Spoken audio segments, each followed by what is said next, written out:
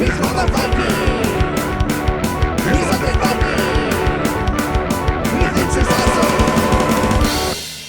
Hey everybody, it's me, Undead Viking. I'm here with another video review. So, you may have noticed, Twins cap, finally got it replaced. It is almost the Twins season. I'm looking forward to yet another 90-plus loss season. I hope we can break that 100 mark this time around. But they are my team, and I love them dearly, so I went out and bought another cap. And, yeah, round 5 on the Twins cap. So here we go. The game I am reviewing today is called Era. This is a really awesome game. It's a Kickstarter game, and I'm going to show you how to play. Basically what this is, it's a card game, a 2-player card game, Conflict, obviously, where you and your opponent represent a different era of history, meaning that you can and there's several different decks that I got sent with this prototype, but there's NASA, and there's medieval times, and Native Americans, and World War I, and Neanderthals, and so on and so forth. And the idea is that these two different eras of history will attack each other and be in conflict with each other, and trying to just basically destroy the other one. And it's kind of neat because you think, oh, okay, so it's like time travel, but it isn't really time travel. It's there's a really neat mechanic where basically the cards that can hurt you give them to the other player, and they put them in their deck. And this isn't exactly a deck building game, it's more of a card management game. And I felt a lot of weird kind of Seven Wonders feel to the game as well, just because you have a tableau of cards in front of you and you kind of gather resources off of those to do the actions that you want to do. But I'm going to show you all that when I show you how to play the game. And then we'll come back here like I always do, and I'll tell you exactly what I think. Alright, so there you go. This is Era, and I'm going to show you how to play. Okay, this is the game of Era. Just giant decks of cards. I only picked out 2 of them because it's a 2-player game. I picked out 2 decks that I'm going to use to show you how to play the game. But you get a lot of other decks with the game, like I said, like Ancient Egypt and Native Americans, the Napoleon era, the Space Race. And I do understand that there's going to be a couple of decks that are going to come with it that are going to be like either Kickstarter extras or exclusives. World War I and Neanderthals. But, regardless, I mean, there's a lot going on, and I'm sure that the designer has even more eras that they are working on, and they're going to add to the game as well. But regardless, what I've picked medieval Europe and the American Revolution as the 2 eras that I want to monkey with. I'm going to say that the opponent is going to be medieval Europe, and I'm going to play with the Continental Army deck. Now, there's 2 types of cards, really basically. There's the cards that you keep, which is your deck, which is that for me. But then there are these cards that have these, and it's kind of tough to tell, but they have a red border around the outside, as you can see like that. And so I have to give my opponent my red bordered cards, and I give that to him, and then he will shuffle those into his deck, and then I get his conflict cards. These are the cards that are bad for him. Obviously in medieval Europe, the Dark Ages, the bubonic plague, Muslim Empire, things like this. And I get to put these into my deck, and theoretically, he actually gets to keep that one. Whoops. And then I get to have these cards to try to do damage to him as we play. I'll go ahead and give him back that card. Alright, so I will take these cards, and I will shuffle them into one large deck. Here, hold on. Maybe I should do this in the magic of video editing. Bam! They're shuffled. Alright, so I should mention before I go any further, this is obviously a prototype, and I have talked to the designer, and they are going to actually get all brand new art. So like the stuff that you're going to see in these cards, these portraits, these murals and whatever, this is just standing art, if you will, and don't read anything into it as far as how the game looks. But anyway, first thing you would do on your turn is you would score any possible points. And you score points by actually, if you have any of, I'm just going to show you this from like a Neanderthal card. Any card you have out with this symbol on it, that's a progress symbol. and you'd score a point for that. If you scored 15 points at this point, finish up. You're done. You've won the game. But if you haven't, obviously I have no cards out at this time. Don't have any points because we're just starting the game. I will take the top 8 cards from my deck, and I'm not going to look at them. They're just going to sit there. I'll put my deck over here now. So I have these top 8 cards, and now I have to decide on my turn how many of these cards I'm going to divvy up to be part of my build cards, how many of these are going to be my conflict cards, and how many of these cards I'm going to take into my hand. Now it's important to note that cards that are designated as build or conflict, normally you'll never get to actually see them, and you don't actually get to use them for anything that the card actually is. Like as far as like when the cards have people on them and units and things like that, you don't get to use them for that. You use them for other purposes. But and so you have to decide at this point, how many cards do I want in my hand? How many cards do I want to build with? Well, I'm going to decide that I'm going to build with 4, and I'm going to keep 4, and I'm not going to worry about any conflict cards. And don't worry, I'm going to show you how conflict works. So I'm just going to take 4, I put them off to the side like that. That is my build pile, and I'm going to take these cards, I'm going to put them in my hand. Now, I should mention that the cards that are going to your build, and if I had a conflict cards, they'd be over here. Your build and your conflict cards, there's no limit to how many cards that can be in there, and they will accumulate as the turns go by. So, if I don't end up using the cards in those decks, the next turn when I draw 8 cards and I decide what I want, you keep those in. Cards that you take into your hand, if you don't use them, except with very few very few exceptions, and I'll explain that in a moment, you will discard these, and so you won't be able to use them after your turn is done. So, that being said, let's look what I got here.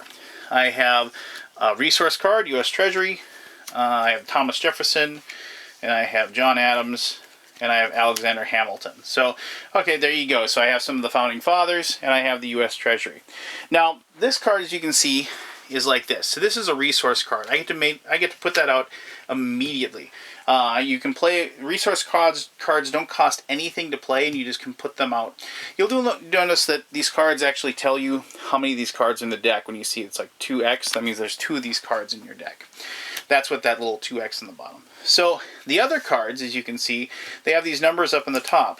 So you can see like Alexander Hamilton has 5. I have to spend 5 to be able to build him. John Adams has 2. I have to spend 2 to build him, and so on and so forth. So, normally, after I had, like, when I drew these cards, I would get resources as well. But I don't have any cards that can do resources. Even though I just put this down, you don't get to use it right away. So I'm going to have to wait until my next turn before I can actually do resources. But at this point, what I can do is I have these cards in my hand, and I can decide what I want to do with them. Now, how does the build deck work? Well, the build deck, these are just basically money. I don't get to see what they are. I don't get to see them or anything like that. And I get to take these, and I have to spend those cards to build a card. And as you can see, right here, I can't build either Alexander Hamilton or Thomas Jefferson.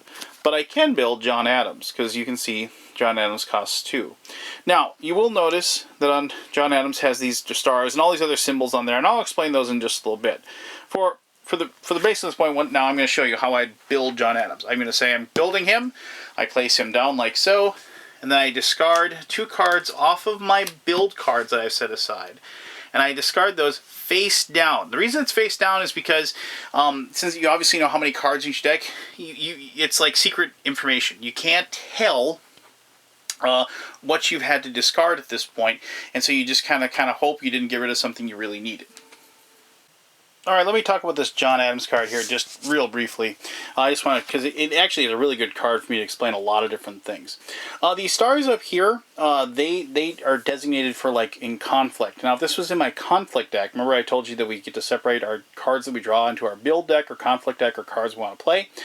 If I put this over to the side, he's going to be worth 3 if I'm ever were to attack with him. So, and I'll explain conflicts and attacks here in just a few moments. This symbol up here means that he is a unique card, meaning that I can only have one of John Adams in play at any time. And if I were ever to have John Adams get destroyed by an attack, I can't ever play him again because, well, John Adams has basically been killed. As you know, this is the cost to place him down. And these two symbols down here, this is the vision symbol, and this is a devastation symbol. That means that John Adams can make a devastation attack. Now, a devastation attack means that it can attack any card that has that symbol on it. Now, if my opponent had played this Hamlet card, you'd see this little symbol down there for the skull, and you'd say, oh, he can attack the Hamlet. But no, John Adams can't travel through time. I can't find this Hamlet, and I can't destroy it because I can't go back to the Dark Ages. However, if my opponent had played, because I remember I gave him cards from my deck, if my opponent played the Crown Loyalists, which is a conflict card, you can see the red border on the side, you can see that this is a devastation card, and I could attack this. So, on my turn, if I wanted to do an attack on the Crown Loyalist, and let's just say I had some cards over here in my attack, in my conflict deck, for every one of these skulls that I have that's attacking, in this case, John Adams gives me one attack. Now, I can combine cards to make an attack, so if I had another card with some more skulls on it, I could say, well, I'm going to attack with that one as well. And then for every card you add, you have to discard an extra card from your conflict deck. But just in this case, we're just going to attack with one card. We're attacking with one card. I get to draw one card from my conflict deck. And I need to meet or exceed the defense of 3 that these Crown Loyalists have. And so I'm going to turn over a card. And here we have, oh, the U.S. Constitution, which is a pretty good card. It has 5 stars. So it attacks with a 5. Meaning that this is obliterated because it only has a defense of 3. We take that, and it is destroyed. It can't be used again for the rest of that particular card. Can't be used again for the rest of the game by my opponent. So we take those cards and we place them in the discard. Oh, I'm sorry, and we should probably place those other 2 cards that we discarded already for our build. And so that's our discard pile. Remember, we put those face down because they are secret information. We don't know what is in the discard pile. We can't go digging through that or anything like that. You just kind of have to wait until you're able to redraw. I mean, the U.S. Constitution card obviously is pretty good. I mean, you notice that, remember, these are the scoring points. And so if I had that out in play, I could then, get 3 points every single turn and to win the game. But you notice, once again, it is unique, has a build of 3, and you'll notice that these 2 keys up here, I have to be able to unlock the ability to get that card. Now, if you might have remembered, one of the cards, like Thomas Jefferson, has those 2 keys, meaning that if I had built him, and I could build the U.S. Constitution, because it would unlock that particular card. Now, the other thing on here is this John Adams has this vision symbol. And what that means is for every vision symbol you have in play, you're able to take one card from your hand and place it to the side, meaning you can draw it again in your next turn. So in this case, I have these 2 cards, and you'll notice that we have this U.S. Treasury, and it has the 2 coins on it. Well, and Alexander Hamilton has 2 coins on it, meaning that for every matchup that we have, these 2 would match up, obviously, I'm able to then, during the resource phase, draw these yellow cubes, which equal the money. These are harvest tokens, and you get those with another symbol. I'll show that to you in just a second. But you have these 2 cards. So I'm going to want to build that. So I'm going to put him in my vision. I'm going to put Thomas Jefferson over here in the discard pile along with that U.S. Constitution. So hopefully I'll be able to draw that at a later time. And then I'm going to go on with my next turn. I still have a card up here in my build deck. I have some cards over here that I surreptitiously put in my conflict deck, but we're just doing this for the sake of showing you how to play the game. And then we're going to go on to our next turn. So we once again get to draw 8 cards, and I can either put cards into my build, and I can put cards in my hand. Well, I know I have a card sitting here that's going to cost me 5 to build. And I have 1 card over here. And so I can make sure if I put 4 cards in there, I can make sure I can build that. But, I kind of want to make sure I still have some cards in my build deck. So what I'm going to do with the 8 cards, 4, 5, 6, 7, 8, I'm going to take these 8 cards, and I'm going to put 6 in my build deck. I'm going to go like that. And then I'm going to keep 2 cards to myself. And here I got Poverty and Squalor. You can see this is an attack card. It's a red border, so this would be able to attack those Hamlets that my opponent makes. And I got a U.S. Constitution card, which, once again, unfortunately we can't use it, but, let's see what we can do here. So, on my turn, once again, I will take this card into my hand, so I have my Alexander Hamilton card, and I'm going to build that. And you can do as many builds as you have cards for. So I'm going to go 1, 2, 3, 4, 5. I take those 5 cards. Once again, I don't look at them. I place them there. And now I have Alexander Hamilton. And once again, you can see he is unique, and so I won't be able to use him for. I can't play another card in there. But now, in successive turns, I'm going to be able to get these resources out of my treasury card. And now I once again have these two. Well, I can build Poverty and Squalor because it's only one card. That's pretty cool. So let's go ahead and put one card from our build into our discard as well. We're going to put our Poverty Squalor card down. And, you know, let's say our opponent did have this Hamlet out there. And so I'm going to attack that Hamlet. And it's got a defense of 2. It has this +3 over here, and that is for flourishing. And I'll explain flourishing in just a few moments. But it has a defense of 2. So we're going to attack Poverty and Squalor. We're going to turn the top card in our conflict deck over. Now this card doesn't have a star up here. This is just a printing mistake. Every card is worth at least 1 at all times. So this one would have an attack of 1. So unfortunately, I can't destroy the Hamlet because it has a defense of 2. So I'll just go ahead and I'll put that in the discard pile. And attacks are all one-sided. I attack you. The Hamlet doesn't get to attack back or anything like that. It just has to try to defend itself, and there really is no active defense. The player just has to hopefully hope that you don't destroy it. So there, that would be my turn again. And once again, I have the U.S. Constitution. This is kind of nice, actually. I can put that over in my vision pile. And now if I ever get a Thomas Jefferson card and I'm able to build it, then I'll be able to go from there. And so in the next turn, what happens, I will see if I score any points. I still aren't scoring any points. I don't have any of my symbols out there that score me my points. But I am going to get resources this turn because these two match up. So I'm going to take these 2 yellow coins. I'm going to place them, yellow cubes, I should say, not coins. That's my resources. Now cubes can be used to help in building. They can take the place of a card, and they can also be used when attacking. They can be used in the space of, you can add it to an attack to make sure it wins. So I'm down to 1 card in my build deck, so I'm going to take my top 8 cards, 7, 8, and I'm going to put 5, I think, over here into my build deck, because maybe I can hopefully get a good card here to build. And oh, I got a Thomas Jefferson. Oh, I got 2 George Washington. This is perfect. I'm going to be able to show you how the flourishing works. So you can see George Washington costs 5, and here's a flourishing of 3. And you can see he's also worth a point each turn, and he'll unlock with 1 key, anything with 1 key. But here's his flourishing. It has a defense of 3, and he adds 3 for every flourish that I do. So I go ahead, let's say I build that. And so he costs 5. So 1, 2, 3, 4, 5. And I put that into the discard like so. I have 1 card left in my build deck. So now we have these 2 cards left in our hand. We have a Thomas Jefferson. We have a George Washington. I can't build the George Washington flourish on here, even though I really would like to, because of the fact that it costs me 3 build cards. And this, I only have 1 left. And I can't use money to help with the flourish. I can only use blue cubes to help with the flourish. Now, with the blue cubes and helping with the flourish, the card that I need, I'm just going to see if I have one here and I can show you, is I need a card that has this particular symbol on it, and I need a resource card that matches it. So if I had a Continental Army card,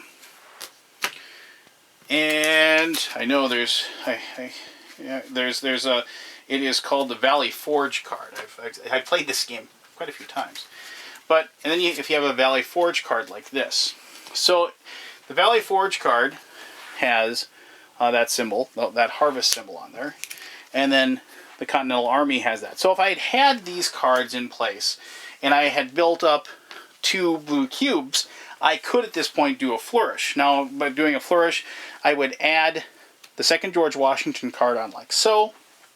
I would have 3 plus, for every card I add on there in flourish, I add 3 defense. So this would be 3 plus 3, meaning that I would get 6 defense with that. I would spend this 1 card, and I'd spend my 2 blue cubes like so. And I'd be able to flourish my George Washington card like that. And now I have a decision as far as, I mean, I'd attack probably with, maybe I'd attack again with like my Poverty and Squalor, try to take out this Hamlet. Try it again, turn a card over, see what we get. Hey, look at that. I got a John Adams card. It's got three stars up on the top. That's more than enough to destroy this Hamlet. And this is pretty cool, actually, because that's a good thing. Because I discard that, but you notice that this was a card that was getting my opponent points, so then I'd be able to give him a devastation card. And once he gets 3 of these, he loses. So I can do that. And now I have to decide if I want to keep my Thomas Jefferson card or if I want to keep my U.S. Constitution card. Well, you can't put, you can't put the cart before the ox. So let's go ahead and keep that one, and we'll discard that. And so that's kind of like the back and forth of this game. I didn't really show you the medieval side. I was just going to show you this one, how this plays. But the other player obviously would be building up his own tableau, if you will, building up their own resources, if you will, and then also trying to destroy these cards. And hopefully, and those hamlets are pretty cheap to make. And I played the game, and so you want to try to destroy as much. And they can actually, as you can see, be flourished as well to add to the defense. So my opponent may have had, several of these coins already. And now on this one turn, I finally would have something that would get me a coin, because that George Washington would get one. But, so maybe the only way I was really going to win, because I wasn't going to be able to win the race with the points, I'd have to get 3 of these devastation cards handed out to him. And both ways really happen pretty commonly when playing the game. It's the best part about the game, in my opinion, is learning how the decks work and learning how the cards work, but also just the juxtaposition of the strange themes, if you will. Like having the Continental Army, do battle against the space race, or do battle against Neanderthals and things like that. I just recently played a really fun game with my wife with World War I versus Ancient Egypt. It was just, it's each of the decks has its own kind of feel to it and has its own strategy. And I invite you to go ahead and check out, there's a print and play version of the game on Board Game Geek that you can go ahead and download.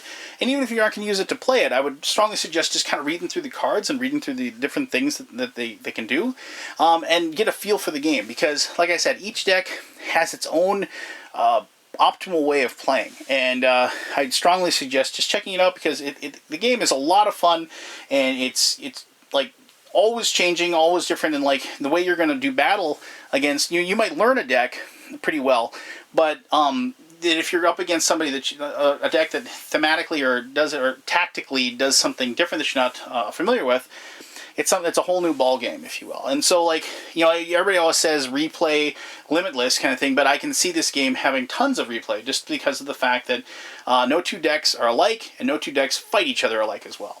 But let me tell you exactly what I think about the game. For those of you who have ever played the game Citadels, the Fantasy Flight game, Bruno Faiduti, probably his best design. These are the exact same tokens you have in there for the money, and they just look like they're little butterscotch candies. They're so, oh god, I just always want to eat them. But yeah, obviously they're not plastic. So anyway, there you go. That's how you play Era. It's weird. It's, as with anybody, I think, that plays games, and I'm not saying anybody, but you kind of go through flows, if you will. And lately, I've been on a really big 2-player game kick. I think it's because I finally am converting my wife over to the dark side, if you will. I've gotten her to play a few games with me, and we've been playing a lot of games 2-player. And to have a game that just is flat-out 2-player and designed for that is something that I haven't really looked for those games, ever, honestly. And I know there's tons of them out there. And so when I got something like this to play, my wife and I could play, it was a really pleasant surprise because of the fact that it wasn't, it was conflict driven, and my wife is very, very competitive, and she hates to lose. And, I'm not exactly, I don't really love to lose, but I'm used to it by now. But it's one of those things where this game really kind of appealed to both of us. Just the whole process of kind of building up your era, if you will, and then being able to use your abilities in that era to weaken your opponents and knock them down on a peg, or even and possibly through the devastation cards, being able to destroy them and then being able to beat them, or just be able to defend yourself well enough from your opponent. And being able to build up a good structure that allows you to get all those progress points that allow you to win the game. So, there was a lot going on as far as the back and forth aspect that my wife and I really, really enjoyed. Now, the thing about the game that I really dug, I just dug the whole idea. I dug the idea of having a representation of some part of world history, and then just juxtaposing it, and putting it against something that totally doesn't, match. You could have Napoleon and the Continental Army. That's kind of feasible. It's kind of like the same. Around the same time, and you can see that, but you really can't see, say, like Native Americans in World War I. I mean, it's just it's that weird anachronism that I really enjoy, and it's kind of and you can get that through other games. You can say, oh, here's pirates versus ninjas and things like that. It's like, okay, that's weird. It's kind of, but that's not. I mean, that's historical, but I mean, the games that I've seen with that, it's kind of like a loosey goosey, comedic effect type of thing. And this one, I actually felt like, it was trying to be historical, and it was trying to kind of tell me a historical story. And so it wasn't also like I really felt like they were fighting each other, because even the rulebook says repeatedly, there is no time travel in this game. I'm not sending, my knights from the medieval era to go and try to destroy the space program. That's not what I'm trying to do. What I'm trying to do is I'm trying to basically be better than them. Like prove that my historical significance is better. And yeah, I mean, it's not really like an accurate representation. And I'm not going to say that because you played this game, it's like, oh well, I guess the Napoleon era was better than the Native Americans or something like that. That isn't it at all. But I mean, it tells kind of a historical fiction story, that you can kind of live along with the game. And, plus just the whole aspect of the game, I really enjoyed. The whole process of, taking all the cards and then, without being able to see them, deciding which ones you wanted. Do I going to use cards to build this turn? Am I going to use these cards for conflict this turn?